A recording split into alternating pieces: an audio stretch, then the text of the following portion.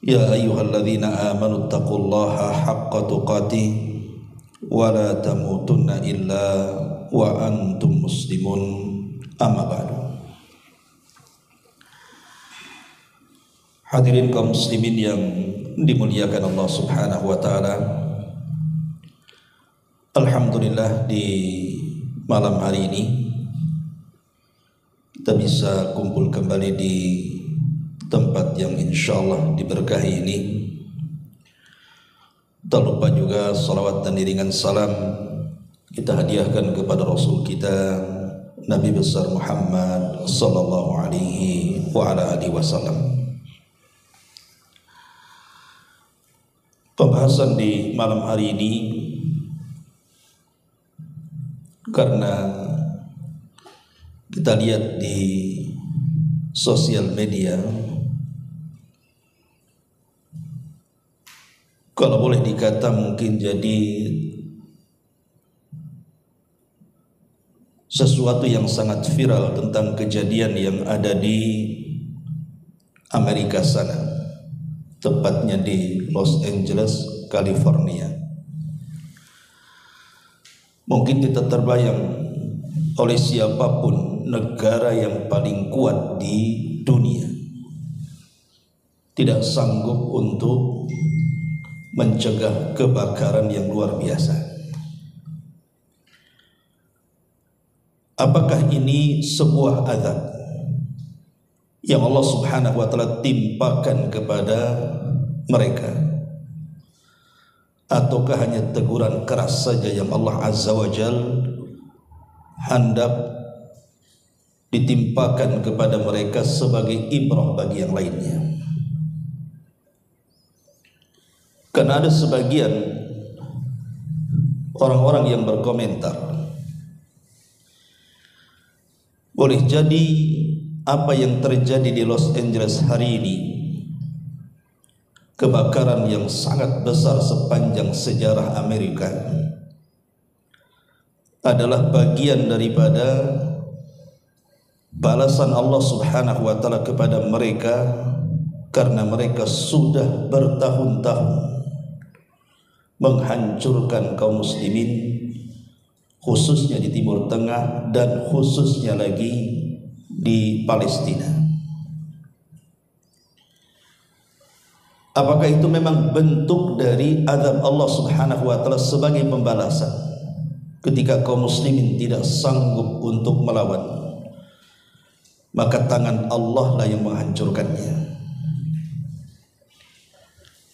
Ma'asyiral muslimin yang dimuliakan Allah Subhanahu wa taala, tentu kita harus melihat dari kacamata Al-Quran dan Sunnah. Begini ikhwatu fiddin yang dimuliakan Allah Subhanahu wa taala, kalau seandainya Allah Subhanahu wa taala mengirimkan azabnya karena dosa hamba-hambanya, maka kita yang di sini juga akan terikut akan azab itu. Dan itu disebutkan di dalam Al-Quran, di mana Allah Subhanahu wa taala mengatakan dalam surah Fatir,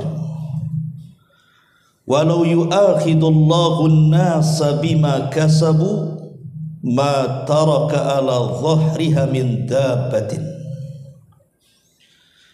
Dan kalau Allah Subhanahu wa taala menghukum manusia karena perbuatan dosa-dosa mereka, niscaya tidak akan ada yang ditinggalkan Allah di bumi dari makhluk yang melata sekalipun.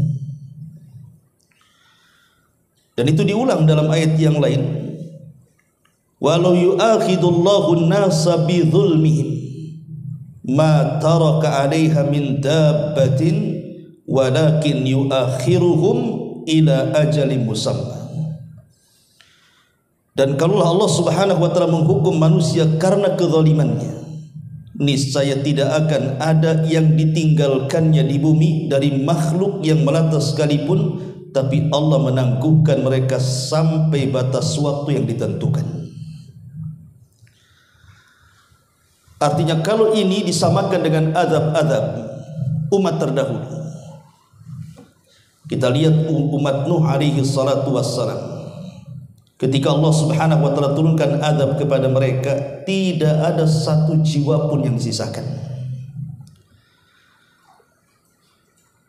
Bahkan Nuh alaihi salatu wassalam sampai mengatakan, la tadhar alal ardi minal kafirina dayyara. Ya Rabb, jangan kau sisakan satu jiwa kafir pun yang hidup di permukaan bumi. Dan Allah kabulkan. Tidak ada satu manusia yang hidup karena bencana besar, banjir bandang yang diiringi tufan, sehingga Allah lenyapkan semua manusia kecuali yang di perahu Nuh alaihi salatu wassalam saja. Artinya ini kalau berupa azab dari Allah subhanahu wa ta'ala, tentu kita pun tidak akan tersisa di sini. Lalu kalau bukan azab namanya, berarti ini sebuah teguran keras. Ya, memang secara bahasa kita katakan azab, tapi bukan azab yang menyeluruh. Itu sebuah teguran keras dari Allah subhanahu wa ta'ala untuk diambil pelajaran bagi yang lain. Dari sini kita jangan pernah menganggap remeh dengan sebuah teguran Allah. Jangan kita katakan, ah itu kan jauh di sana, ada di Los Angeles, California, Amerika sana, tidak sampai ke Indonesia. Siapa bilang? Justru orang-orang yang diazab oleh Allah subhanahu wa ta'ala, umumnya mereka adalah orang yang merasa aman dari makar Allah. Makanya Allah subhanahu wa ta'ala berfirman, afa aminu makrallah fala ya'man makrallah illal qawmul khasirun. Maka apakah mereka merasa aman dari makar Allah subhanahu wa ta'ala? Maksudnya dari azab Allah yang tidak terduga itu, tidak ada yang merasa aman dari makar Allah kecuali orang-orang yang rugi. Karena bagi seorang mukmin, sekalipun mereka di atas ketaatan kepada Allah subhanahu wa ta'ala, maka bagi seorang mukmin itu tetap mereka harus dalam keadaan takut akan siksa Allah subhanahu wa ta'ala, sekalipun mereka di atas ketaatan, apalagi di atas kemaksiatan. Dan itu Allah subhanahu wa ta'ala gambarkan dalam Al-Quran, surah Al-Mu'minun ayat 60.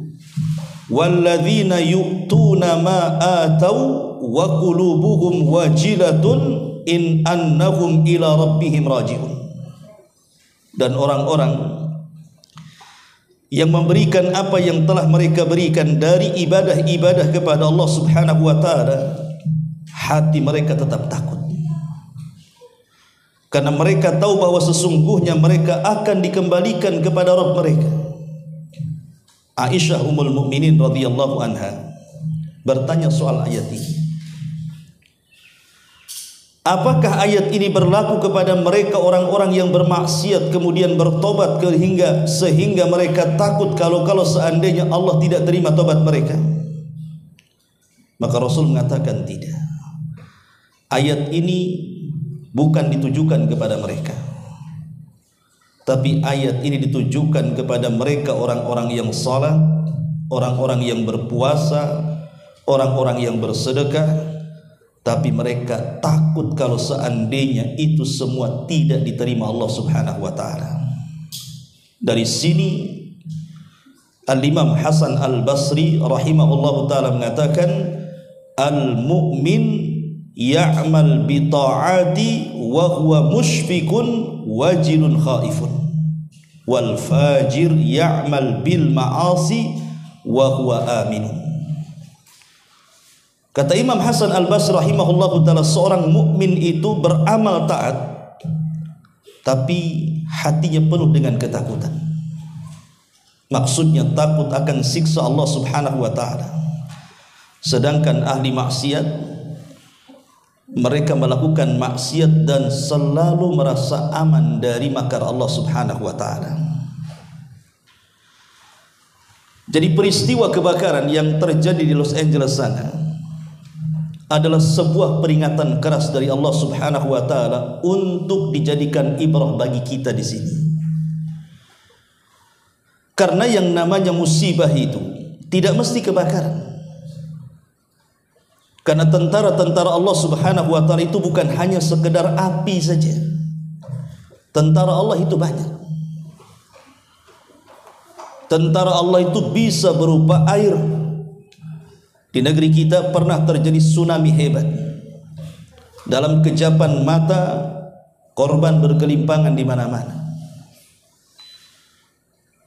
Dan itu yang terjadi kepada umat-umat sebelum kita juga. Bagaimana ada umat yang ditenggelamkan oleh air, seperti Fir'aun dan bala tentaranya, atau seperti kaum Nuh alaihi salatu wassalam. Artinya air juga tentara dari tentara Allah, atau mungkin dalam bentuk angin, atau mungkin kedua-duanya, seperti yang terjadi di Los Angeles itu kan dua-duanya itu, di mana air dan di mana angin dan api itu bersatu sehingga menciptakan kebakaran hebat di mana-mana. Ma'asyiral muslimin yang dimuliakan Allah Subhanahu wa taala, tapi yang jelas bahwa ketika Allah Subhanahu wa taala mengirimkan sebuah bencana alam, maka Allah Subhanahu wa taala mengatakan wa nukhawwifuhum fama yaziduhum illa tughyanan kabira. Dan kami mengirimkan itu semua dalam rangka menakut-nakuti. Jadi setiap peristiwa, baik itu banjir, kebakaran, gempa, gunung meletus, angin puting beliung atau yang semacamnya, kenapa Allah Subhanahu wa taala kirim kepada manusia? Allah katakan wa nukhawwifuhum bil ayati la'allahum yarji'un. Kami sedang menakut-nakuti Subhanahu wa taala agar mereka kembali. Dan Allah mengatakan wa manursilu bil ayati illa takhwifa. Dan kami tidak pernah mengutus tanda-tanda kuasa kami kecuali dalam rangka menakut-nakuti hambanya. Tapi masalahnya sudah banyak kejadian di sekeliling kita tapi bukan membuat takut. Sebagaimana Allah mengatakan fama yaziduhum illa tughyanan kabira. Tetapi yang demikian hanyalah menambah besar kedurhakaan mereka kepada Allah Subhanahu wa taala. Ma'asyiral muslimin yang dimuliakan Allah Subhanahu wa taala, dahulu di zaman Nabi, ketika orang-orang Quraisy itu berusaha untuk didakwai oleh Rasul supaya mereka mentauhidkan Allah, masuk ke dalam Islam, agama tauhid, kebanyakan mereka menolak. Sehingga Nabi SAW berdoa kepada mereka dengan doa paceklik yang berkepanjangan. Sampai-sampai Nabi SAW mengatakan dalam doanya, ya Allah, berikanlah paceklik seperti paceklik yang pernah terjadi di zaman Nabi Yusuf. Itu doa Nabi itu. Karena Nabi yang berdoa mustajab. Betul-betul terjadi paceklik yang luar biasa, sampai sebagian mereka harus memakan kulit-kulit dedaunan dan akar-akaran karena tidak ada yang dimakan lagi. Kelaparan di mana-mana.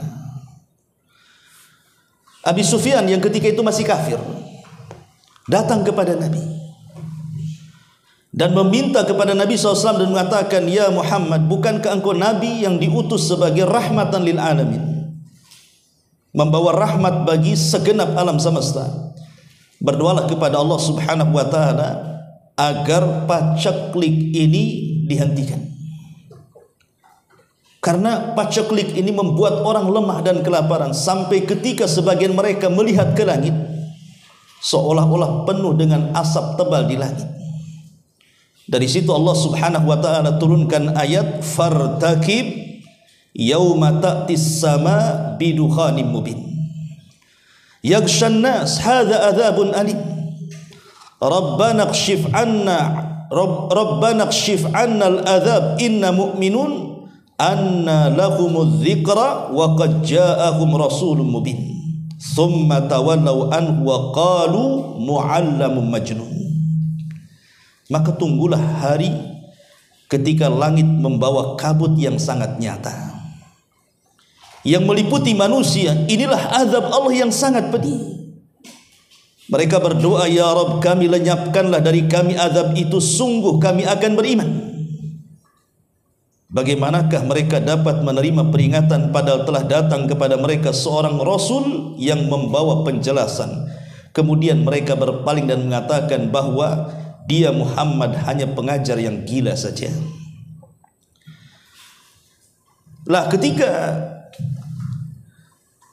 paceklik terjadi di zaman Nabi SAW itu, kemudian Rasul berdoa, akhirnya kemudian betul-betul dihilangkan. Tetapi apa yang terjadi, bukannya mereka beriman kepada Allah Azza wa Jalla, justru mereka malah kufur dan tambah-tambah kufurnya. Jadi ada manusia itu yang ditakut-takuti oleh Allah Subhanahu wa taala. Mereka tidak takut. Boleh jadi mungkin kejadian yang terjadi di Los Angeles sana, bagi orang-orang yang ada di sana, mungkin mereka mengalami ketakutan yang luar biasa. Dan itu juga pernah dialami negeri kita dengan berbagai macam musibah yang terjadi di negeri kita. Harusnya semua ini menjadikan pelajaran bahwa Allah mengirimkan itu semata-mata sebagai teguran keras bagi mereka yang merasakan. Harusnya mereka bertobat. Lah bagi kita yang tidak merasakan, jadikan itu pelajaran besar bahwa musibah itu bisa saja menimpa kita, karena tidak boleh kita merasa aman dari makar Allah Subhanahu wa taala. Wa makaru makran wa makaru makran wa makarna makran wallahu khairul makirin. Mereka manusia boleh berbuat makar, tapi kami punya makar, kata Allah, dan sebaik-baik makarlah makar Allah Subhanahu wa taala. Lalu apa penyebabnya? Kalau itu bukan sebuah pembalasan dari Allah Subhanahu wa taala, karena Amerika sudah mendalangi semua peristiwa dan kejadian yang berlaku di Timur Tengah. Hancurnya Afghanistan, hancurnya Irak, hancurnya Suriah, kemudian Gaza dan segala jenis genosidanya.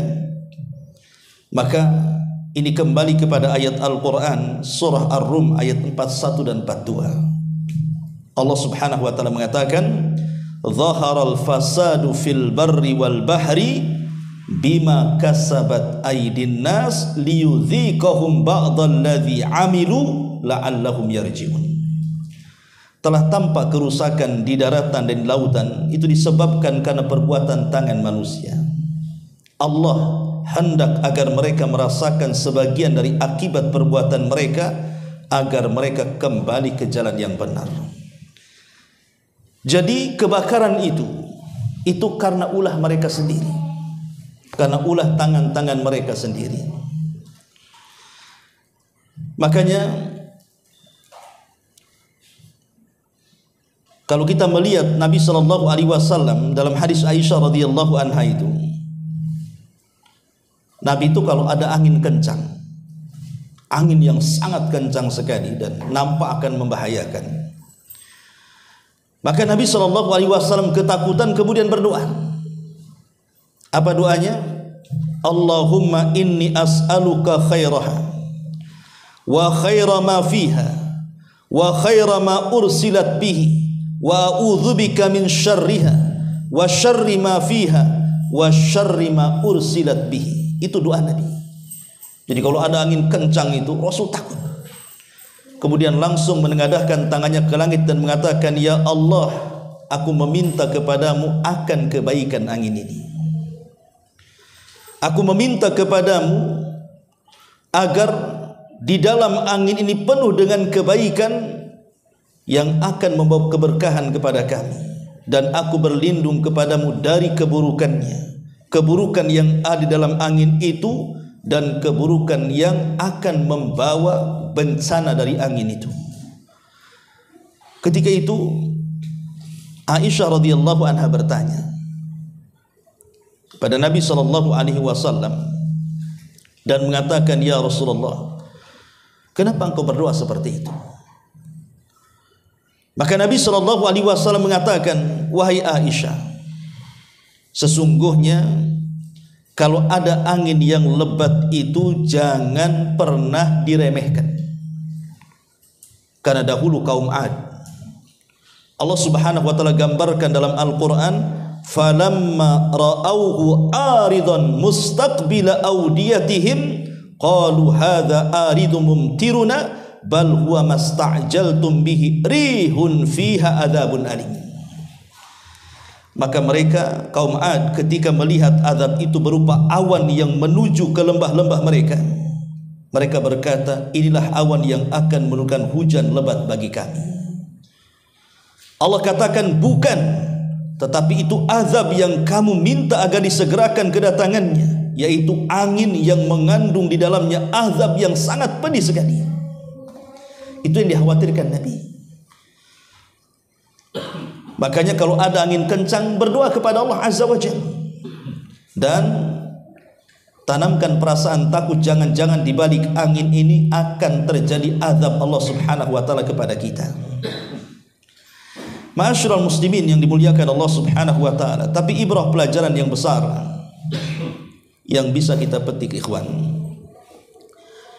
Kita tahu bahwa Los Angeles, California ini dikenal sebagai kota terbesar kedua di Amerika dan kota yang paling kaya.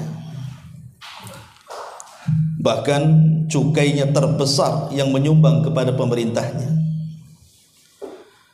Bahkan boleh dikata rumah-rumah megah dan mewah itu berdiri kokoh di atas tanah Los Angeles itu, karena memang bukan orang biasa yang tinggal di situ. Tapi siapa yang bisa menahan kuasa Allah Subhanahu wa taala? Rumah yang mewah dan indah, sekarang kita lihat kemana rumah-rumah itu perginya. Gedung-gedung pencakar langit itu yang hancur berantakan, kemana itu perginya gedung-gedung itu?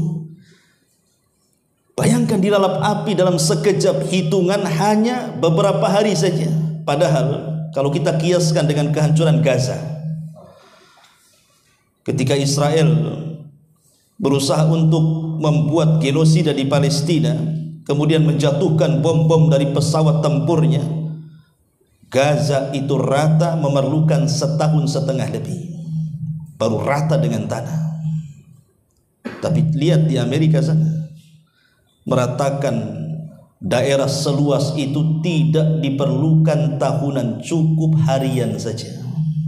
Siapa yang bisa menghalangi kuasa Allah Subhanahu wa taala?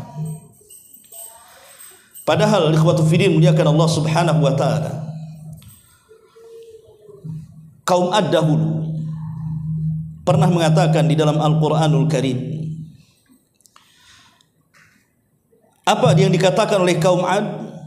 Kaum Ad mengatakan, man asyaddu minna quwwatan, siapa yang lebih kuat dari kami, katanya.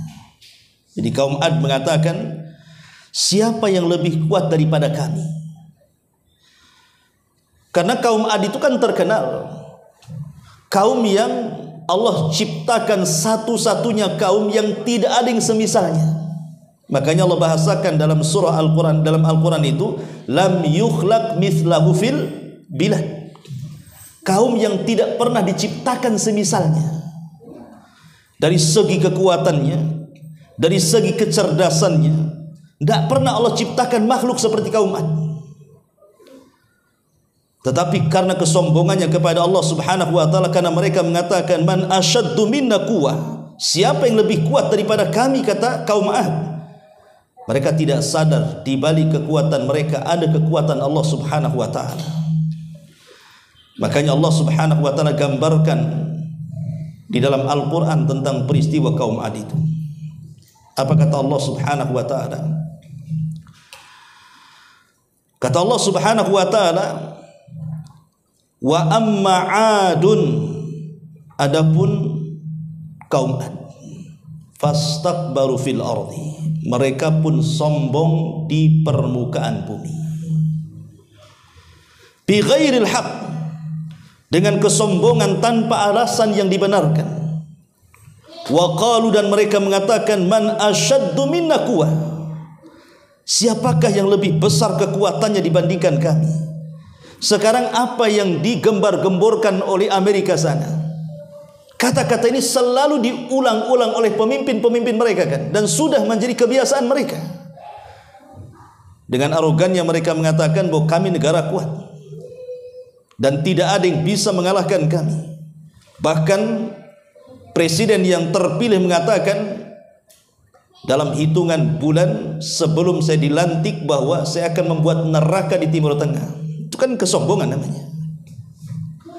Persis seperti kaum Ad. Dia merasa sombong seolah-olah dia bisa menjadikan neraka di Timur Tengah kan. Apa yang terjadi? Maka Allah mengatakan, awalam yaro annallaha alladhi khalaqahum wa ashaddu minhum quwwah. Dan mereka tidak memperhatikan bahwa Allah yang menciptakan mereka jauh lebih kuat dibandingkan mereka. Wa kanu bi ayatina yajhadun, dan mereka mengingkari akan tanda-tanda kekuasaan kami. Coba apa yang terjadi? Belum lagi dilantik, beberapa hari dari ucapan itu ternyata Allah buat neraka jahanam di Los Angeles sana. Neraka jahanam dunia. Yang kalau kita lihat mereka membuat film-film Hollywood tentang kiamat itu, seperti itulah apa yang mereka filmkan. Terjadi dalam sebuah kenyataan kan. Lah kata-kata itu menunjukkan kesombongan. Dan Allah Subhanahu wa taala tidak suka dengan kesombongan. Makanya Allah kirimkan bencana yang sangat besar itu akibat ulah kesombongan mereka. Dalam sebuah ayat, kalau kita baca dalam surah Yunus 24, Allah Subhanahu wa taala berfirman,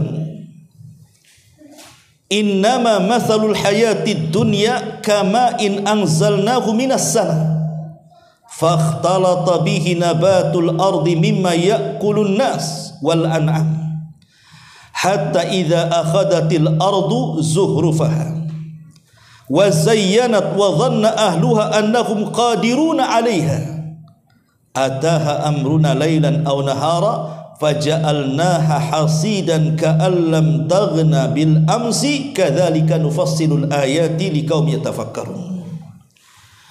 Sungguh perumpamaan kehidupan dunia, kata Allah, hanya seperti air hujan yang kami turunkan dari langit. Lalu tumbuhlah tanaman-tanaman bumi dengan subur karena air itu.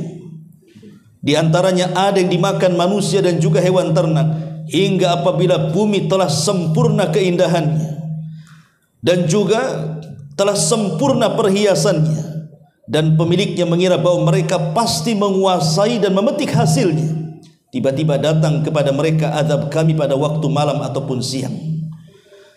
Lalu kami jadikan tanamannya seperti tanaman yang sudah disabit, seolah-olah belum pernah tumbuh dari kemarin. Demikianlah kami menjelaskan tanda-tanda kuasa kami kepada mereka orang-orang yang mau berfikir. Lihat ayat ini. Ayat ini bisa diterapkan dengan peristiwa kebakaran yang ada di Los Angeles sana. Siapa yang mengira Los Angeles akan terbakar sedemikian hebatnya, yang belum pernah terjadi negara-negara yang lainnya? Api yang asalnya dari atas gunung hutan sana bisa merambah ke perkotaan, padahal api itu kan biasa kebakaran di sana. Tapi siapa yang mengira tiba-tiba api itu melantakkan segalanya? Itulah yang difirmankan di sini. Ketika mereka sudah merasa di atas puncak dunia dengan berbagai macam gemerlap di dalamnya, tiba-tiba kemudian datang api itu melantakkan segalanya, seolah-olah tidak ada bangunan sebelumnya di situ. Makanya kalau lihat di udara di YouTube itu kayak galengan-galengan sawah itu. Coba lihat di YouTube tuh. Lihat sebelum kebakaran dan setelah kebakaran. Kok bisa bangunan-bangunan kayak tembok begini terbakar dan kemudian roboh sampai ke parap-parapnya, sampai ke tanah? Coba. Kuasa siapa kalau bukan kuasa Allah Subhanahu wa taala? Dan siapa lagi yang mampu menghadapi kuasa Allah Subhanahu wa taala? Makanya di sini Allah gambarkan permisalan dunia itu seperti itu. Ketika mereka sudah merasa di atas puncaknya, tiba-tiba datang azab Allah Subhanahu wa taala, mereka pun mengatakan seolah-olah belum terjadi apa-apa dari kemarin di sini. Belum ada bangunan karena sudah luluh lantak semuanya. Dan ini persis juga difirmankan oleh Allah Subhanahu wa taala. Kalau kita lihat ayat yang lain, kita bisa baca dalam surah Al-Baqarah 266. Allah Subhanahu wa taala mengatakan, ayawaddu ahadukum an takuna lahu jannatun min nakhilin wa a'nabin tajri min tahtiha al-anhar lahu fiha min kulli thamarat wa asabahul kibaru wa lahu dhurriyyatun du'afa fa asabaha i'sarun fihi narun fahtarakat kadzalika yubayyinullahu lakumul ayati la'allakum tatafakkarun. Adakah di antara kalian yang ingin memiliki kebun kurma, kebun anggur yang dialiri sungai-sungai di bawahnya, dan dia memiliki segala macam buah-buahan di dalam kebun itu, lalu dia telah tua renta dan memiliki keturunan yang masih kecil-kecil, kemudian kebunnya ditiup angin keras yang mengandung api, lalu terbakarlah habis kebun itu. Demikianlah Allah menerangkan ayat-ayatnya kepada kalian agar kalian berfikir. Ma'asyiral muslimin yang dimuliakan Allah Subhanahu wa taala, saya pernah berbincang dengan seseorang waktu terjadi gempa di Lombok. Nah, kebetulan saya 1 bulan juga waktu kejadian di Lombok itu. Jadi ada orang yang tinggal di atas bukit. Dia mengatakan, Pak, saya tidak mengira akan terjadi gempa seperti ini. Saya sudah investasikan semua kekayaan saya membangun rumah di sini. Saya beli kebun di sini. Tapi setelah kejadian peristiwa gempa itu, roboh semuanya dan seolah-olah saya tidak mau tinggal lagi di sini. Itu pernyataan orang sana.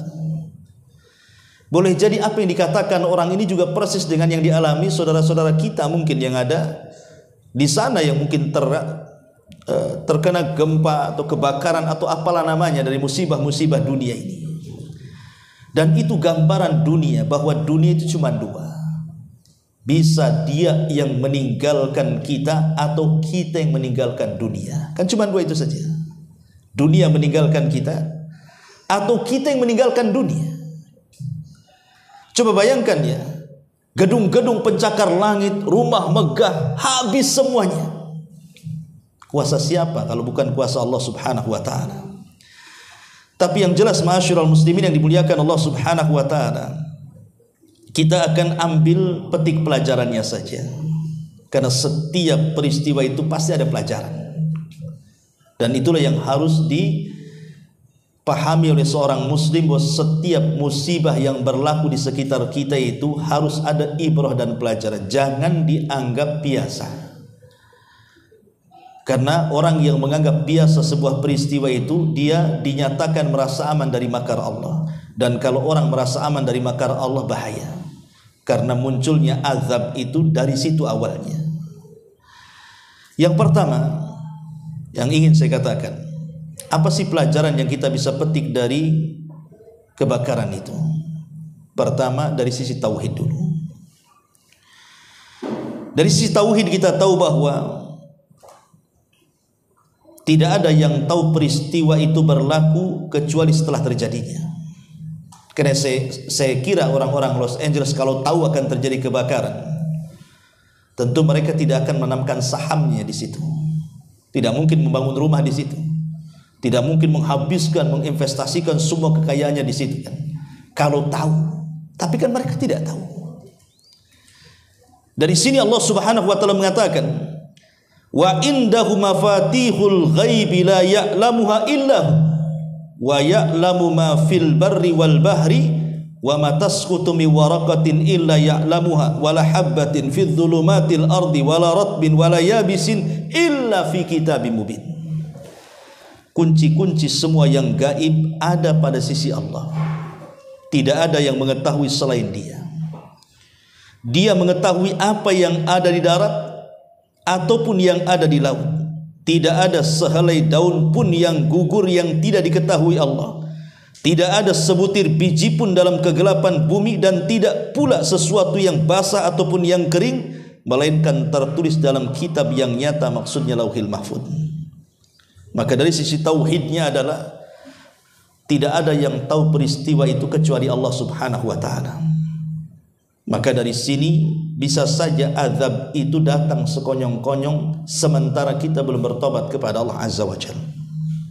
Ini yang pertama, bahwa ayat ini mengajarkan bahwa manusia harus bergantung sepenuhnya kepada Allah Subhanahu wa ta'ala. Yang kedua, bahwa angin yang kencang yang membawa api yang luar biasa itu, bayangkan kerugian yang dialami oleh negara Amerika itu bukan sedikit. Bahkan diperkirakan seandainya dikalkulasikannya mereka membantu Israel dari tahun 959 sampai hari ini, katanya itu tidak sebesar kerugian yang diderita hari ini. Kalau mereka dikalkulasikan tuh dari 1959 sampai hari ini, dana yang dikucurkan Amerika kepada Israel untuk membumi hanguskan Palestina itu belum apa-apanya dengan kerugian yang diderita hari ini. Artinya ini sesuatu yang dahsyat luar biasa. Lah angin yang kencang, badai yang membawa api hingga topan, itu semua sebenarnya bukti nyata dari kebesaran Allah, bukti nyata dari kekuatan Allah Subhanahu wa ta'ala, bahwa Allah itu berkehendak atas segala keinginannya. Sekalipun manusia berkehendak tapi Allah tidak berkehendak, tidak mungkin terjadi. Tapi kalau Allah yang berkehendak, sekalipun manusia tidak berkehendak, pasti terjadi. Dan itulah salah satu keimanan yang harus kita imani tentang adanya takdir Allah Subhanahu wa ta'ala. Maka kita yang tidak terkena dampaknya, bersyukurlah kepada Allah Subhanahu wa ta'ala. Ini yang kedua. Kemudian yang ketiga, kebakaran itu mungkin boleh jadi kita jadikan sebagai pengingat agar kita lebih kembali kepada Allah Subhanahu wa ta'ala, agar kita tidak sombong dan congkak kepada Allah Azza wa Jalla. Lihat ketika Allah mengatakan dalam surah Al-A'raf ayat 133, fa arsalna alaihimut tufan, sampai kepada ayat fastakbaru wa kanu qauman mujrimin, maka kami kirimkan kepada mereka tufan, angin yang mematikan, tetapi mereka tetap menyombongkan diri dan mereka adalah kaum yang berdosa. Jadi jangan sampai kemudian pelajarannya bagi kita adalah musibah-musibah yang terjadi di sekeliling kita itu tidak menjadikan ibrah dan pelajaran. Kenapa Fir'aun ditenggelamkan? Itu karena kesombongannya. Kenapa kaum Ad juga ditenggelamkan? Itu karena kesombongannya. Maka jangan pernah sombong di hadapan kekuasaan Allah Subhanahu wa ta'ala. Karena tentara-tentara Allah Subhanahu wa ta'ala di mana saja. Terkadang Allah itu kalau mengirimkan tentaranya tidak harus tentara-tentara besar. Contoh umpamanya kaum Sabah. Kenapa kaum Sabah dihancurkan Allah? Dan dengan apa kaum Sabah dihancurkan coba? Dengan tikus. Bayangkan kaum Sabah di zaman itu dikenal sebagai jannah sorga karena kesuburannya, di mana mereka memiliki kebun dengan segala buah-buahan di dalamnya. Tidak ada satupun hewan-hewan yang mengganggu dalamnya. Tidak ada ular, tidak ada kecoa, tidak ada kalajengking, tidak ada semut, tidak ada nyamuk, tidak ada apa-apa masuk ke dalam kebun itu. Dan kalau mereka memanen itu tidak perlu dipetik, diletakkan saja keranjangnya di atas kepala, masuk ke dalam kebun, keluar sudah penuh. Saking subur dan indahnya negeri itu. Makanya Al-Quran bahasakan dengan sebutan jannah sorga, karena membuat cemburu negara-negara yang lainnya di zaman itu. Sampai siapapun yang datang ke negeri itu sakit, kemudian masuk ke negeri itu, keluar jadi sehat. Saking nikmatnya negeri Sabah itu, karena mereka masih memeluk agama Sulaiman. Tetapi setelah kenikmatan yang begitu banyak melupakan mereka, akhirnya mereka mulai kufur dan menyembah berhala. Apa yang terjadi? Allah Subhanahu wa ta'ala kirim tikus-tikus kecil, kemudian menggerogoti bendungan Ma'rib. digerogoti. Karena keasikan mereka dengan dunia, mereka lupa ngecek jembatan, mengecek bendungan-bendungan itu. Rupanya ketika satu kayu, kan bendungan zaman dulu kan bukan beton kayak sekarang. Bendungan zaman dulu pakai kayu-kayu kan begitu. Ketika satu kayunya jebol karena dimakan oleh tikus, apa yang terjadi? Maka air bah yang sangat besar dari Ma'rib melantakkan segalanya. Tidak ada yang tumbuh kecuali 3 kata Al-Quran. Itu pun tidak bisa dimakan kecuali daun bidara, pohon sidr. Buah-buahannya apalah yang bisa dimakan? Selebihnya buah-buahan yang pahit rasanya. Coba bayangkan ketika Allah menghancurkan kaum Sabah, coba hanya dengan tikus. Itulah kuasa Allah Subhanahu wa ta'ala. Ketika Allah Subhanahu wa ta'ala menghancurkan Abraha dan pasukannya, Allah kirim apa? Burung. Burung ababil. Burung ababil itu burung-burung laut. Burung-burung hitam itu burung-burung laut itu. Orang Sunda mengatakannya belekok tuh apa tuh. Burung-burung laut, burung sawah tuh. Itu kan ababil. Itulah yang dikirim oleh Allah Azza wa Jalla. Bahkan ketika Allah Subhanahu wa ta'ala menghancurkan Ya'juj wa Ma'juj di akhir zaman, apa yang Allah kirim? Ulat. Bayangkan Naghaf. Naghaf itu ulat. Itu yang menghancurkan Ya'juj wa Ma'juj. Sementara Isa dan pasukannya tidak sanggup mengalahkan mereka. Bahkan Allah yang mengatakan engkau tidak sanggup mengalahkan mereka. Bagaimana mungkin mengalahkan Ya'juj dan Ma'juj sementara jumlah mereka satu di antara kita 999 dari mereka. Gimana cara melawannya? Antum saja dikeroyok 20 orang mati. Ini dikeroyok 999 yang royok kita. Per satu orang dari kita, dari mereka 999. Makanya Allah mengatakan, ya Isa, bawalah kaum muslimin yang tersisa sembunyi di bukit Tur. Nggak sanggup melawan Isa. Ya. Lalu apa yang terjadi? Isa hanya bisa berdoa kepada Allah Subhanahu wa ta'ala agar Allah Subhanahu wa ta'ala menghancurkan kaum yang ganas, yang bengis sekali Ya'juj dan Ma'juj. Karena fitnah Ya'juj dan Ma'juj bukan sama dengan Dajjal, tidak. Kalau Dajjal itu kan fitnah agama. Kalau engkau ikut saya tidak akan membunuhmu, bahkan aku akan berikan kekayaan kepadamu. Itu Dajjal. Tapi Ya'juj dan Ma'juj itu fitnahnya bukan fitnah agama. Memang fitnahnya kerusakan. Setiap bertemu dengan di luar rasnya pasti akan dibantai, dan itu kaum kanibal, langsung dimakan dagingnya. Tapi mereka kaum yang sombong. Setelah mereka menghabiskan di luar rasnya di atas permukaan bumi, kemudian mereka menatap ke langit dan mengatakan, qatalna man fil ardi sanaqtuluhu man fis sama. Kami sudah membunuh semua orang yang ada di bumi. Sekarang di langit kami bantai, katanya. Apakah sombong tuh? Ya. Maka dengan kesombongan itulah Allah kirim apa? Tentaranya. Tentara Allah kecil, Naghaf, ulat. Ulat itulah yang menghancurkan Ya'juj wa Ma'juj. Jadi Allah Subhanahu wa ta'ala memiliki tentara yang banyak, dan tidak perlu tentara itu yang besar-besar. Tidak perlu dikirim harimau, buaya, apalagi buaya darat. Nah, ya. Jadi memang betul-betul Allah Subhanahu wa ta'ala mudah menghancurkan siapapun yang hendak Allah hancurkan. Bagi Allah itu mudah.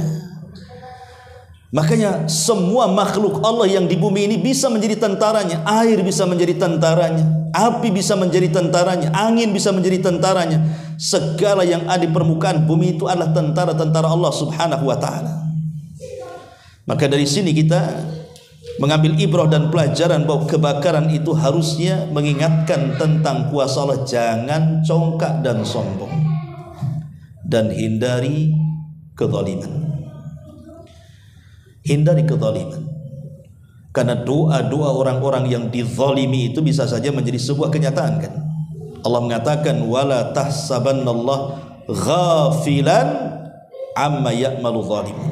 Jangan kau kira Allah lalai dari doa-doa orang-orang yang kau zalimi. Seorang gubernur Madinah, Khalid Al-Burmuki, di zaman Khalifah Harun Ar-Rasyid, ditangkap dan dimasukkan ke dalam sel penjara dengan anaknya karena kasus korupsi. Akhirnya dicaci maki semua manusia di zamannya. Anaknya dalam penjara mengatakan kepada ayahnya Al-Burmuki dan mengatakan, wahai bapak, dulu kami di atas kemuliaan, manusia memuliakan, menghormati, memuji, dan begitulah kondisi kita dulu. Tapi sekarang kenapa mereka menghinakan kita dan kita masuk dalam kubangan penjara?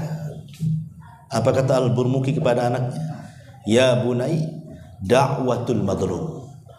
Boleh jadi ini doa orang-orang yang kita zalimi semasa kita berkuasa. Boleh jadi ini doa-doa orang yang dizalimi yang melesat ke langit sana. Karena ingat bahwa doa-doa orang yang dizalimi, ikhwan, walaupun yang dizalimi itu orang kafir, tetap doa orang kafir yang terzalimi itu mustajab di hadapan Allah. Allah akan berdiri di samping orang yang dizalimi walaupun dia kafir. Bukan karena kekafirannya Allah berdiri di situ, tapi karena Allah tidak suka dengan kezaliman dan Allah suka dengan keadilan. Itu alasannya. Allah tidak suka dengan kezaliman, Allah suka dengan keadilan. Makanya kenapa azab itu bisa turun kepada kita? Jangan-jangan itu doa-doa orang yang dizalimi. Bisa saja kemudian melesat ke langit dan Allah kabulkan. Boleh jadi ketika mungkin orang-orang Palestina yang digenosida itu, mereka mengangkat tangannya ke langit dan mengatakan, ya Rabb, tampakkan kekuatanmu, kami lemah di hadapan Amerika sana umpamanya. Bisa saja ini salah satu bentuk mustajab doa. Allah kabulkan doanya. Allah kirim bencana yang luar biasa. Tapi apakah kita harus berbahagia?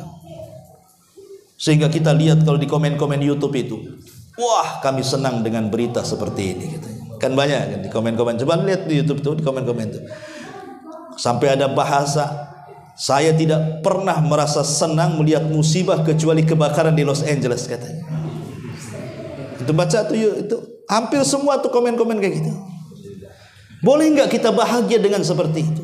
Ikhwan, ya, kita harus duduki masalahnya. Bencana alam di Amerika itu bukan hanya terkena orang-orang kafir saja loh. Ada saudara-saudara kita muslim di sana. Dan tidak semua orang kafir yang ada di sana itu mereka mendukung genosida. Buktinya terjadi demo. Banyak orang-orang kafir yang mereka akhirnya tidak bekerja, keluar kantor, cuti, ikut demo menentang pemerintahnya untuk tidak lagi mengirim persenjataan ke Israel Raya, kan begitu. Kan tidak semua orang kafir juga setuju. Banyak yang mereka tidak setuju kan. Banyak kok di antara mereka tidak setuju. Begitu juga orang Islam di sana. Ada yang betul-betul muslim, memang mengecam tidak boleh ada pembantaian dengan saudara-saudara di Palestina. Tapi ada juga muslim yang jahat. Bahkan mereka berani bayar pajak untuk membantai saudaranya. Terikut dengan budaya orang-orang kafir di sana kan. Kalau itu terjadi, musibah itu kepada mereka orang-orang kafir yang memang harbi, ya, harbi itu maksudnya yang memerangi kaum muslimin, membantai kaum muslimin, maka kita katakan kita senang dengan peristiwa ini. Kalau itu terjadi kepada orang kafir harbi, ya, kafir yang jelas-jelas melakukan genosida kepada saudara kita. Tetapi kepada orang-orang kafir yang mereka bukan harbi, mereka justru menentang, atau mungkin juga di situ ada kaum muslimin yang membela saudara di Palestina, kemudian terjadi seperti ini, apa kita bahagia? Kan tidak. Ya. Maka kita tidak boleh kemudian langsung menghukumi secara umum kan itu. Wah, saya bahagia melihat kebakaran ini katanya. Tidak pernah seumur umur saya bahagia kecuali hari ini katanya. Nggak bisa kita katakan seperti itu. Lihat siapa yang jadi korban dulu di situ. Karena secara umum yang namanya kemanusiaan itu, kita tidak menginginkan satu dunia ini ada musibah. Kita tidak menginginkan. Justru kita doakan mereka dapat hidayah, kan begitu. Lihat Nabi SAW ketika disakiti oleh orang-orang Taif, dilempari batu lagi, sampai berdarah-darah lagi, lari 2 mil sampai kemudian sembunyi di kebun kurma Mughirah. Ketika datang malaikat Jibril membawa 2 penjaga bukit, apa kata malaikat Jibril? Wahai Muhammad, di samping kiri kananku ada 2 malaikat bukit, tinggal kau perintahkan keduanya, maka mereka akan mengangkat 2 bukit untuk menghancurkan siapapun yang menentangmu. Tinggal kau perintahkan saja. Tapi Rasul mengatakan, Allahumma hdi biqaumin fa innahum la ya'lamun. Ya Allah, berikan hidayah kepada mereka, karena mereka kaum yang tidak tahu. Ya. Jadi harus dirinci gitu maksudnya. Bahagia ya bahagia kalau terjadi kepada kafir harbi, kepada kafir yang memang membantai kaum muslimin. Tapi kepada kafir yang tidak seperti itu, atau di situ ada orang-orang yang beriman, kaum muslimin dari saudara-saudara kita yang hidup di negeri sana, tidak mungkin kita bahagia. Kasihan, yang ada kita bela sungkawa lah kan begitu. Bagaimana kalau posisi mereka di posisi kita kan gitu. Ma'asyiral muslimin yang dimuliakan Allah Subhanahu wa taala, ini kan di antara pelajarannya juga. Kemudian yang keempat, bahwa dampak keserakahan dan ketidakadilan terhadap alam ini juga salah satu pemicu musibah besar kenapa alam ini mengamuk karena perintah Allah Subhanahu wa taala. Karena Allah yang mengatakan wala tufsidu fil ardi ba'da islahiha. Dalam surah Al-A'raf ayat 56 Allah mengatakan, janganlah kamu berbuat kerusakan di bumi setelah Allah ciptakan bumi dengan baik. Dan Allah juga mengatakan, wa ma kana rabbuka liyahlikal qura bidzulmihim wa ahluha muslihun. Rabbmu tidak akan membinasakan negeri-negeri itu secara zalim selama penduduknya berbuat baik. Ya. Artinya selama penduduk negeri itu berbuat baik, tidak mungkin Allah kirimkan azab dan bencananya. Tapi ketika penduduk negeri itu sudah mulai rusak, congkak dan sombong, disitulah Allah kirim azabnya. Makanya ketika Nabi SAW menyebutkan bahwa di antara umatku ini akan terjadi 3 perkara, khasfun wa mashun wa qadfun. Kata Rasul, umatku akan terjadi khasfun. Khasfun itu apa? Kalau melihat ke atas berarti gerhana, kalau melihat ke bawah berarti gempa. Itu namanya khasfun. Ya. Kemudian wa qadfun. Qadfun itu artinya angin yang membawa batu, seperti yang terjadi angin puting beliung mengangkat segala-galanya di bumi kemudian ditumpahkan kembali, itu disebut qadfun namanya. Kemudian yang ketiga mashun. Manusia dirubah wataknya, jasadnya manusia tapi akhlaknya binatang. Lah Aisyah radhiyallahu anha bertanya kepada Rasul, kapan itu terjadi? Kan ini kan sudah terjadi semuanya di zaman sekarang kan. Di zaman itu kan belum. Di zaman Nabi belum, tapi di zaman sekarang kan tiga-tiganya sudah tuh. Gempa ya iya, gerhana ya kemudian juga puting beliung di mana-mana, watak-watak manusia seperti binatang ya sudah banyak kan itu. Maka Nabi SAW mengatakan, kalau sudah tampak 3 perkara, kata Rasul. Apa itu? Yang pertama al-ma'azib yang melalaikan, musik-musik, penyanyi-penyanyi, biduan-biduan wanita yang melalaikan dari agama. Kemudian yang kedua, peminum-peminum arak dan khamr. Peminum-peminum arak dan khamr. Dan yang ketiga, penghalalan sutra dan zina. Ini kalau sudah terjadi, 3-tiganya akan ditimpakan, dan 3-tiganya sudah ditimpakan hari ini. Artinya bahwa musibah-musibah itu tidak mungkin terjadi kecuali kalau rusak kan begitu. Karena umumnya musibah itu diturunkan oleh Allah karena maksiat. Ingat ketika Nabi SAW pernah mengumpulkan orang-orang muhajirin. Kemudian Nabi SAW mengingatkan tentang 5 perkara.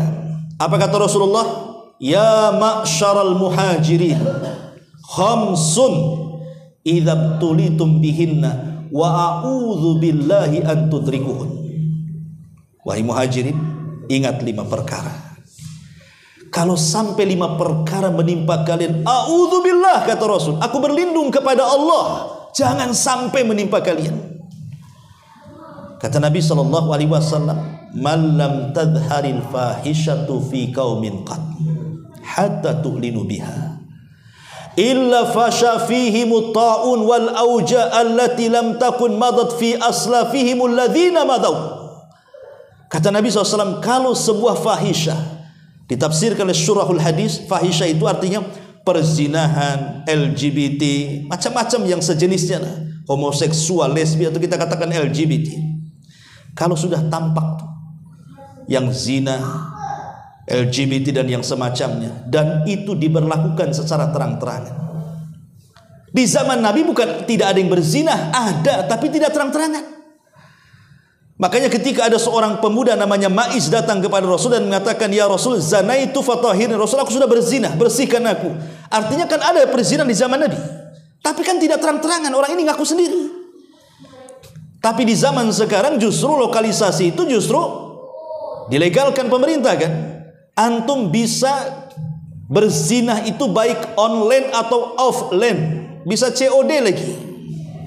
Bukan makanan aja COD, zina pun bisa COD hari ini. Terang-terangan itu. Belum lagi banci-banci kalengkongguan itu, pinggir-pinggir jalan, bang itu kan banyak tuh. Ya. Ini kan terang-terangan ikhwatu fiddin. Bukan hanya malam, sekarang siang pun beroperasi itu. Apa yang terjadi? Maka Rasul mengatakan illa fasha fihi ta'un, pasti akan ditimpakan penyakit ta'un, wal auja, dan penyakit-penyakit yang lainnya yang belum pernah ada sebelumnya. Di zaman Rasul tidak ada penyakit AIDS. Di zaman sekarang banyak. Ya, macam-macam kan penyakit kelamin itu. Dan itu sampai sekarang tidak ada obatnya. Bahkan belum ditemukan obatnya. Konon ada seorang ulama Yaman menemukan obatnya. Tapi taruhlah seandainya ditemukan obatnya, pasti Allah akan kirimkan penyakit yang lainnya. Anggaplah sekarang Barat dengan kecanggihan teknologinya, berkumpul para dokter-dokter dan profesor untuk meneliti penyakit AIDS dan berusaha mencari pencegah dan obatnya. Kita katakan sia-sia. Kenapa? Karena yang Anda lawan itu bukan bakteri, yang Anda lawan itu Allah. Kalau melawan bakteri boleh saja Anda temukan obatnya, tapi kalau yang Anda lawan Allah, pasti Allah akan menciptakan bakteri yang lainnya. Sampai kapan? Yang Allah kehendaki bukan memerangi bakteri, tapi stop perzinahan, LGBT dan yang semacamnya. Pasti Allah akan angkat tuh penyakit itu. Sebenarnya itu yang Allah minta kan. Ya. Maka dari sini kita tahu bahwa tidak ada musibah yang Allah timpakan itu kecuali karena dosa. Boleh jadi kebakaran yang ada di Los Angeles sana, yang menghabiskan berhektar-hektar. Kalau itu terjadi di Batam, mungkin habis Batam itu. Batam ini luasnya berapa? 1.500 saja. Di sana sampai berlipat-lipat kota Batam itu. Ya. Tapi ini menunjukkan bahwa apa? Rupanya kuasa Allah itu memang ajaib luar biasa. Siapa yang nyangka Los Angeles menjadi seperti itu kondisinya? Kota yang paling indah hilang begitu saja. Ya. Ma'asyiral muslimin yang dimuliakan Allah Subhanahu wa taala, maka hikmahnya adalah dampak keserakahan dan ketidakadilan, maksiat di mana-mana. Itulah yang menjadikan kenapa azab Allah Subhanahu wa taala timpakan. Yang kelima, hikmahnya adalah tentu yang tertimpa musibah, ya disitulah ada hikmah sabar dan hikmah syukur kan. Bagi mereka yang tertimpa sabar, bagi kita yang tidak tertimpa bersyukur. Karena dua perkara inilah yang banyak memasukkan orang ke surga. Sabar itu separuh Islam, syukur itu separuh Islam, dan kalau digabungkan sempurnalah Islam.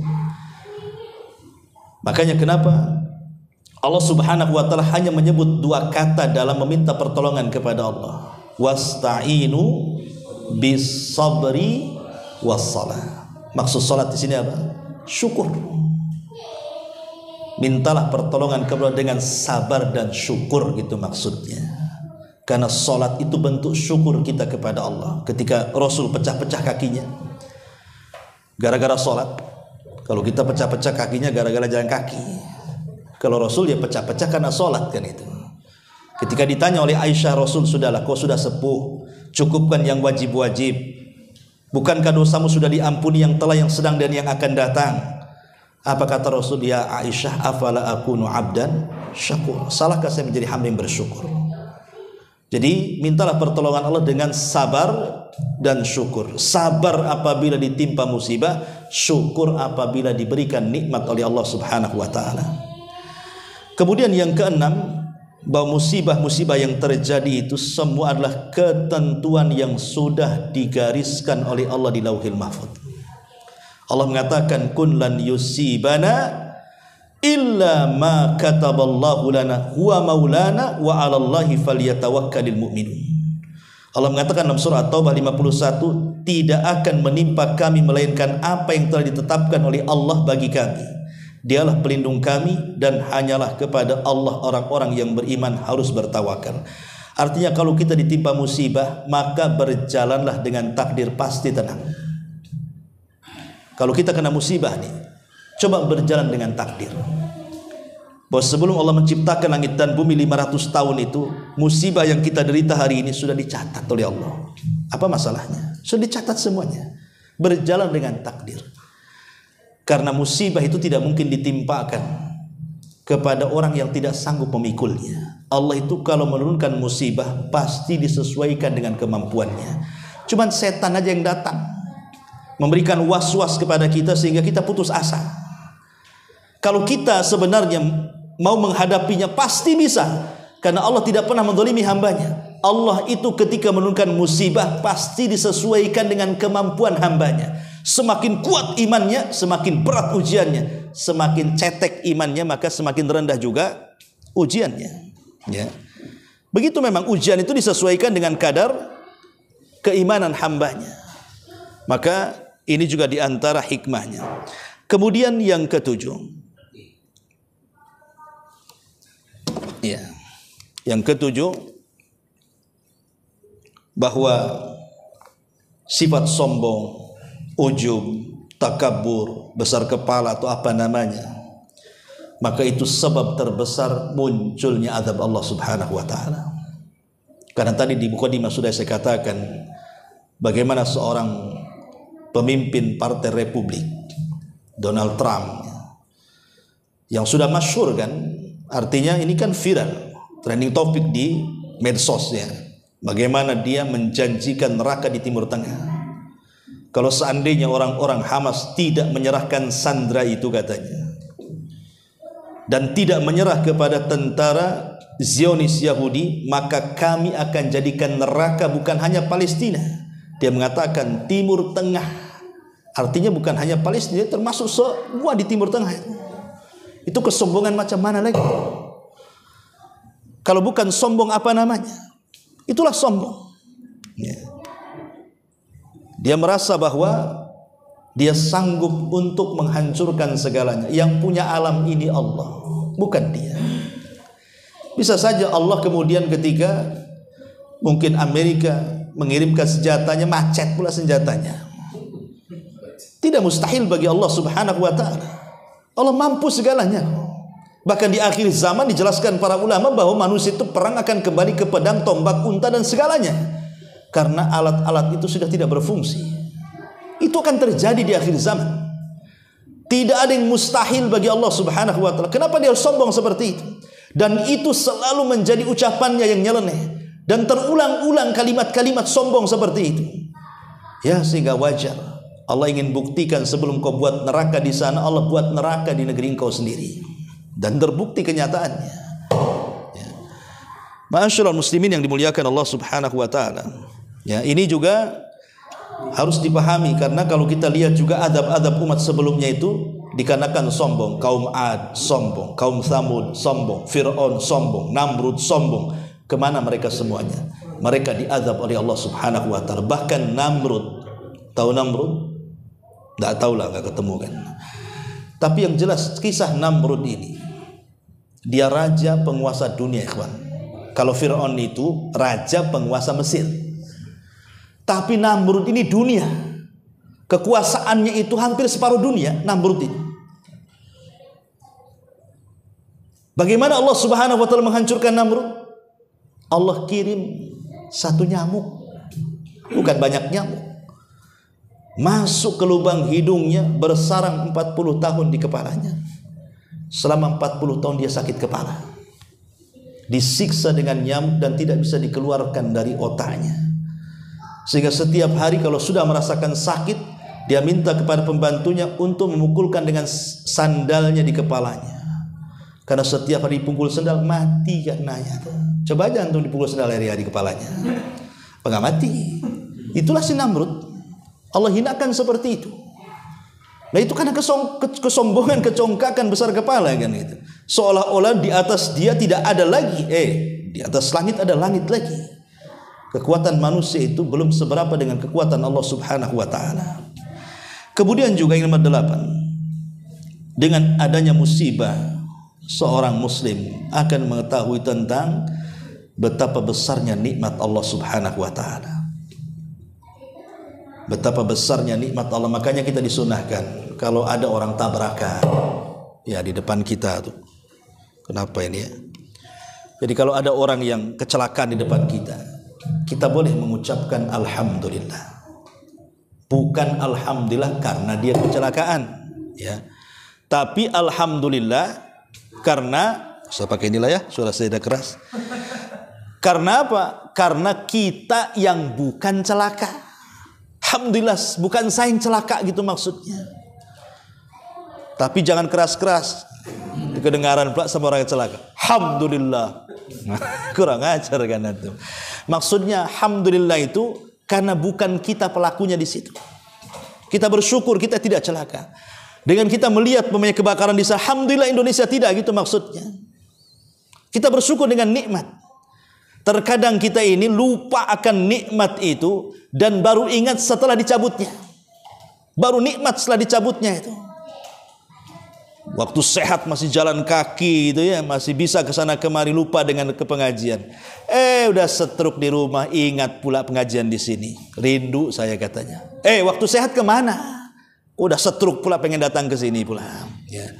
Kadang-kadang orang dilupakan dengan nikmat lah. Itulah kebanyakan manusia. Makanya dengan adanya seperti ini juga, bahwa musibah itu juga, bahwa nikmat sekecil apapun itu dihargai. Itulah bentuk syukur nikmat itu, artinya ketika dalam hati kita itu menghargai sekecil-kecilnya nikmat yang Allah anugerahkan kepada kita. Apalagi nikmat itu besar seperti pandangan, pendengaran, otak, kaki, tangan. Waktu sehat itulah gunakan di jalan Allah Subhanahu wa taala. Karena di antara kufur nikmat itu mempergunakan nikmat tidak sesuai dengan keinginan pemberi nikmat. Allah Subhanahu wa taala. Allah menginginkan mata kita melihat yang halal, kita arahkan pula ke yang haram. Allah menghendaki telinga kita mendengar yang dihalalkan, kita dengarkan pula kepada yang diharamkan, dan begitu seterusnya. Ya. Ma'asyiral muslimin yang dimuliakan Allah Subhanahu wa taala, termasuk juga di antara pelajaran besar dari musibah kebakaran di sana, bahwa semua musibah yang terjadi itu warisan dari umat-umat terdahulu, ikhwan. Apa yang terjadi hari ini dari musibah apapun itu sudah pernah dialami oleh umat sebelumnya. Banjir sudah dialami kaum, gempa dialami kaum Tsamud, kemudian api dialami oleh kaum Lut. Semua sebutkan musibah apa ya yang terjadi hari ini itu pernah terjadi di umat-umat sebelum kita.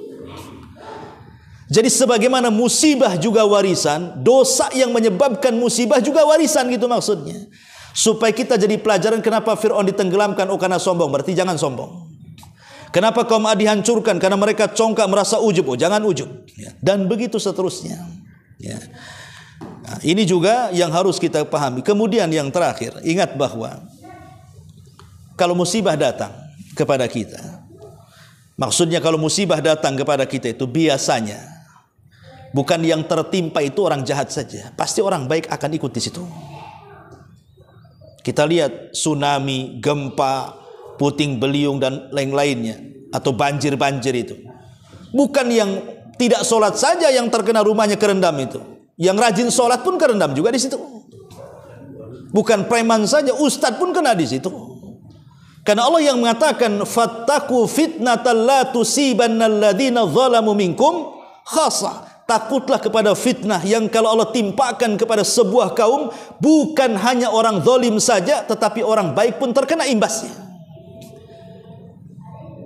Tapi Nabi SAW mengatakan, ketika menceritakan tentang pasukan bendera hitam yang dari Syam yang akan membunuh Al-Mahdi saat dibaiat di rukun antara rukun Hajar Aswad dan Yamani itu. Tiba-tiba pasukan itu Allah gempakan di antara Mekah dan Madinah yang disebut dengan Baidah. Aisyah bertanya Rasul, orang-orang yang kena gempa yang terprosok ke dalam tanah itu tidak semua orang-orang jahat yang akan membunuh Al-Mahdi, tapi ada juga orang yang lalu lalang di situ, yang tidak tahu menau niat mereka datang ke Mekah untuk apa. Maka Nabi SAW mengatakan yub'atsuna ala niyatihim. Mereka akan dibangkitkan sesuai dengan niat mereka, sesuai dengan amalan mereka. Artinya begini, ikhwatu fiddin, al-amru bil ma'ruf wan nahyu anil munkar itu penting. Mengajak manusia kepada kebaikan, mencegah manusia dari kemungkaran itu penting. Kalau seandainya musibah itu terjadi kepada kita dan kita orang baik terkena imbasnya, minimalnya kita berlepas diri kemaksiatan manusia. Karena kita sudah berusaha mengajak orang berbuat baik dan mencegah kemungkaran. Karena manusia ini di lingkungan sekitar pasti ada 3 kelompok. Kelompok pertama pembuat onar, ahli maksiat maksudnya. Kelompok yang kedua yang tidak suka dengan maksiat dan pembuat onar, dia pun menasihati, jangan kau buat onar di sini. Tapi kelompok yang ketiga, ini yang aneh. Dia menghalang-halangi orang-orang yang baik yang hendak mencegah kemungkaran dan mengatakan, udah biarkan saja katanya. Nanti kalau dosa-dosa dia sendiri, kalau dapat adab dia sendiri. Kan ada di masyarakat kan 3 kelompok nih. Ya, itulah 3 kelompok ini digambarkan dalam kisah Ashabus Sabti. Ashabus Sabti itu orang-orang Yahudi yang berada di pinggiran pantai. Disebut Ashabus Sabti namanya. Orang-orang Yahudi pengagung hari Sabtu. Ya. Lah orang-orang Yahudi ini oleh Allah Subhanahu wa taala diuji karena kan kehidupan mereka itu nelayan, cari ikan. Karena memang hidup di pantai-pantai. Ya. Lah orang Yahudi punya aturan, boleh kalian cari ikan tapi jangan di hari Sabtu. Silahkan di hari yang lain. Tapi hari Sabtu jangan, itu hari sakral kalian. Tetapi Allah uji iman mereka dengan apa? Di hari biasa ikan pula tak muncul, di hari Sabtu loncat-loncat lah ikan tuh. Kemari katanya. Tergodalah sebagian orang Yahudi ini yang jahat-jahat ini. Akhirnya mulailah membuat khilah, penipuan kepada Allah Subhanahu wa taala dengan cara apa? Dia pasang jaring hari Jumat untuk ikan hari Sabtu diambil hari Ahad. Kan kurang ajar tuh. Ya. Mereka mengatakan, kami tidak mengambil ikan hari Sabtu katanya, tapi pasang jaringnya hari Jumat. Ya. Mereka sudah buat jalan tuh di hari Jumat itu ikan kemana arahnya, maka mereka pasang di situ. Lah ketika ikan muncul di hari Sabtu masuk ke jaringnya, tapi tidak mau mengambil di hari Sabtu, ambilnya di hari Ahadnya. Mereka mengatakan, kami tidak mengambil ikan dari Sabtu katanya. Ketika mereka dibiarkan oleh Allah seperti itu, ya, sudah berbulan-bulan, bertahun-tahun, kok tidak ada azab katanya. Katanya kalau orang mengambil ikan dari Sabtu akan diturunkan azab. Kok tak ada azab katanya. Mulai mereka keenakan. Begitulah istidraj, ikhwan. Istidraj itu Allah membiarkan kenikmatan di atas kemaksiatan. Itu istidraj namanya. Ya. Akhirnya mereka mengatakan, kalau begitu sama aja, bagus di hari Sabtu sekalian akhirnya kan. Betul, mereka akhirnya cari ikan langsung di hari Sabtu. Karena ketika mereka membuat khilah seperti itu tidak ada azab. Langsung di hari Sabtu mereka buat. Lah ketika mereka mengambil ikan dari Sabtu inilah manusia terbagi menjadi 3 tuh.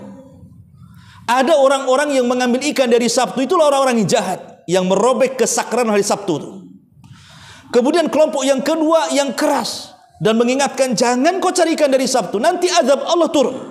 Kelompok ketiga mengatakan kepada kelompok yang kedua, sudah biarkan. Kalau seandainya mereka diazab, toh mereka juga yang diazab katanya. Malah dihalang-halangi. Orang yang mencegah kemungkaran dihalang-halangi dan mengatakan, biarkanlah, tidak usah cerewet. Kalau nanti azab Allah timbul pun pasti mereka dapat, biarkan saja katanya. Akhirnya orang-orang yang beriman, yang kokoh dengan akidahnya, tidak mau campur dengan mereka. Akhirnya mereka pun membuat benteng tinggi. Oke, kalau begitu kita benteng. Aku tidak mau hidup dengan kalian. Akhirnya di benteng tinggi. Jadi orang-orang yang baik di sini, orang-orang yang mengambil ikan dari Sabtu di sini, dengan orang-orang yang melarang kepada orang yang melarang mengambil ikan dari Sabtu.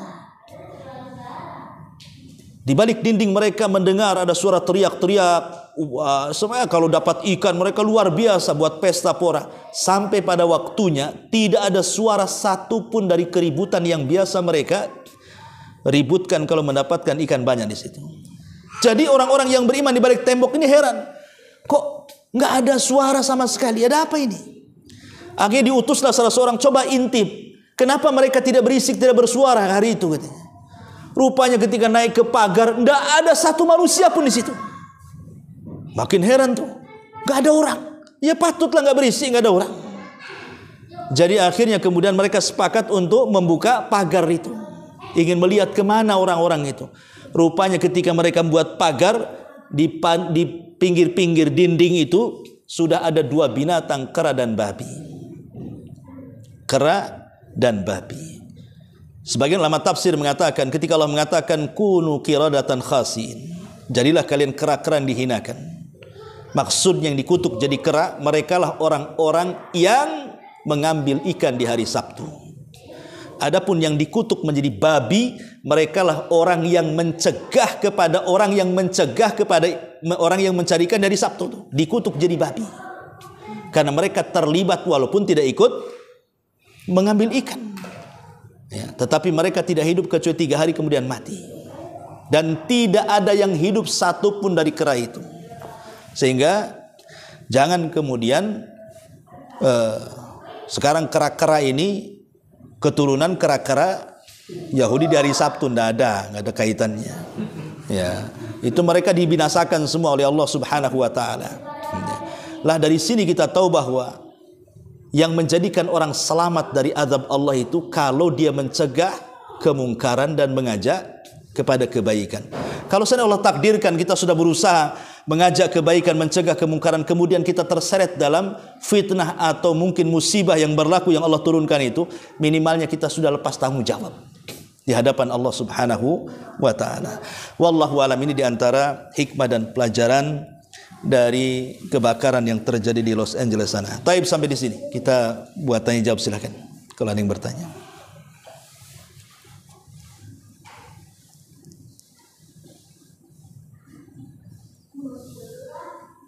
Ya. Kan ada hadis atau riwayat yang bilang ketika di suatu kampung itu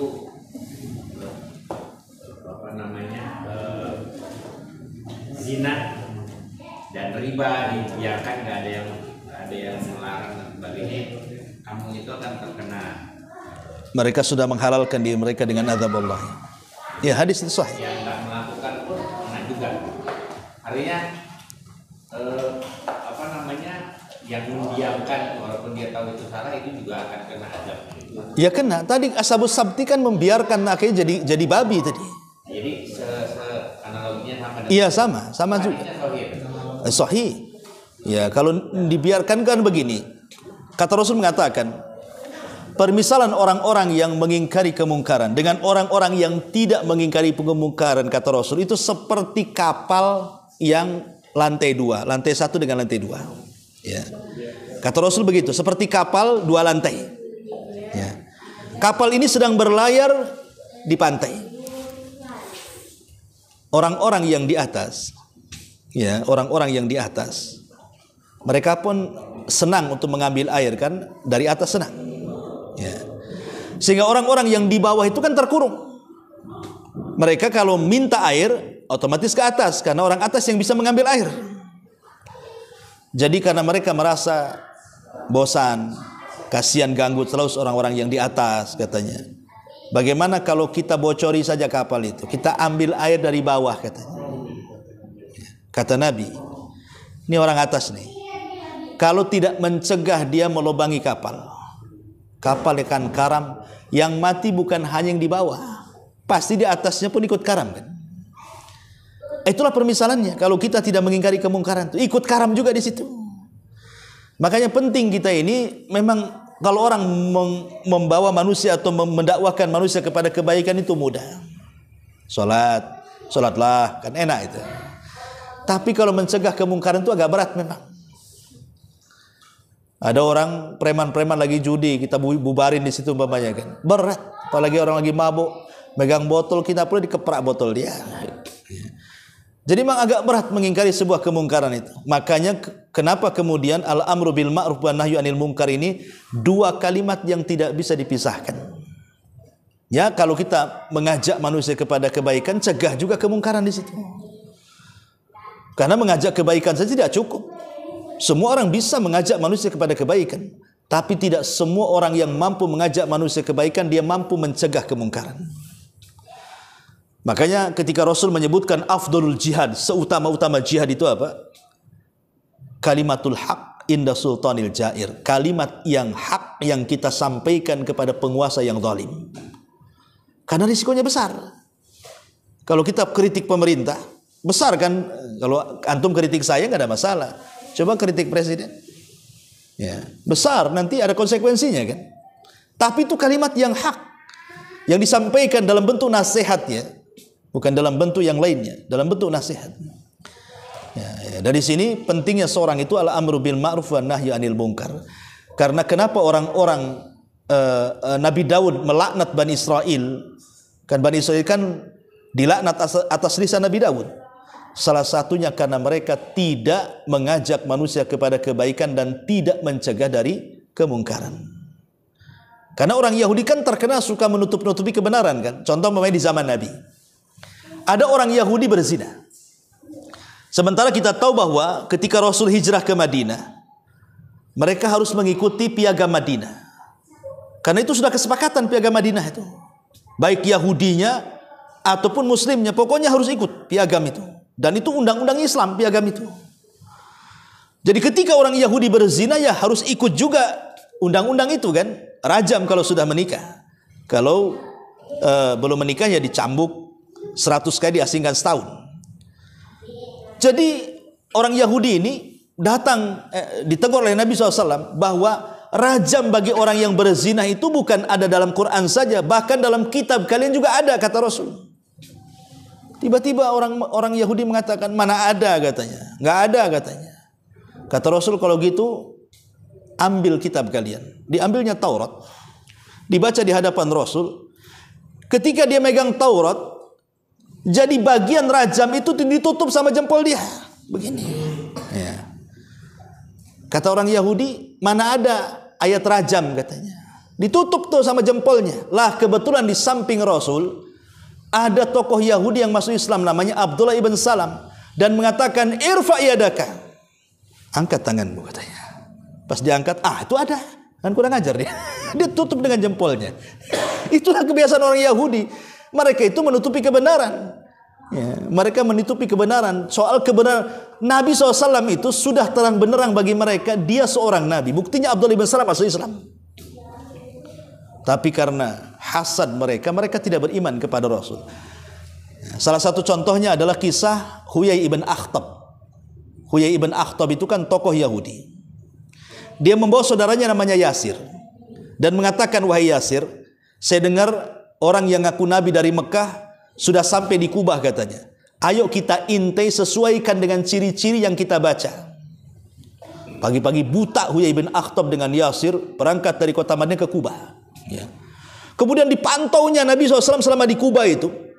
Rupanya ciri-cirinya persis seperti yang ada dalam kitab mereka. Jadi di sore hari Huyai bin Akhtab dengan Yasir pulang. Jadi Yasir berdialog dengan Huyai ini.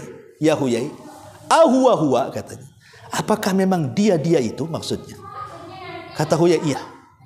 Ciri-cirinya persis, 100% persis katanya. Jadi kata Yasir ini, apakah kita harus mengikuti agamanya? Kata Huyai, tidak. Selama nyawa ada di kandung badan, aku akan menjadi musuh abadinya katanya. Kan kurang ajar tuh. Dia meyakini Nabi SAW Nabi, tapi dia ingkari dan mengatakan selama nyawa di kandung badan, aku akan jadi musuh abadinya sampai mati. Kenapa? Karena hasad. Kenapa hasad?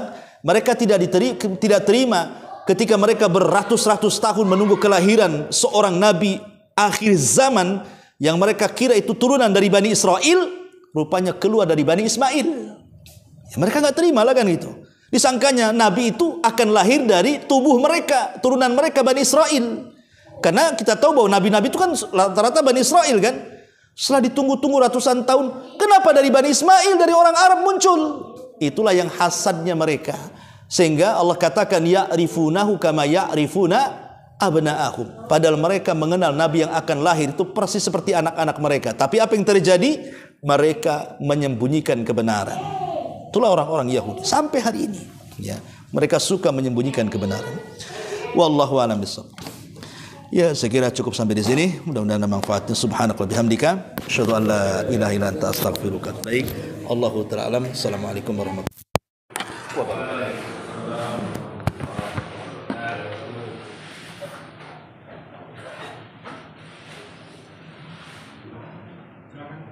Oh iya. Saya bawa balik aja. Aduh.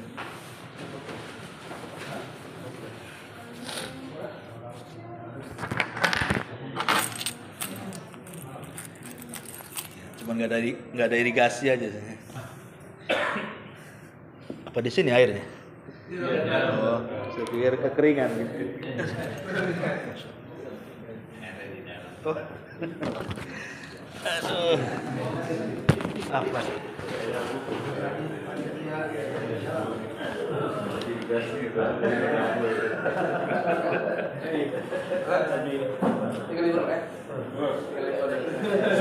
Kayaknya bisa.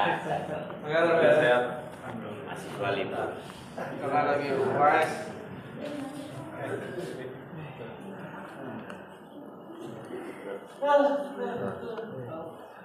Iya, Pak. Duluan nih. Waalaikumsalam.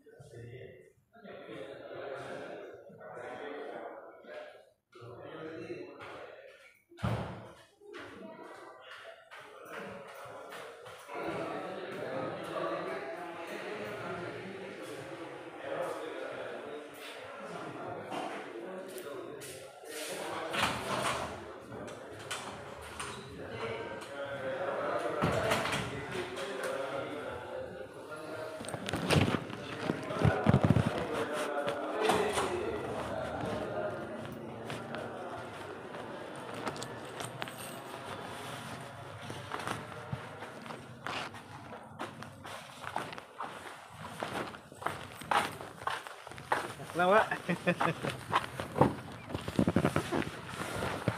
Bismillah.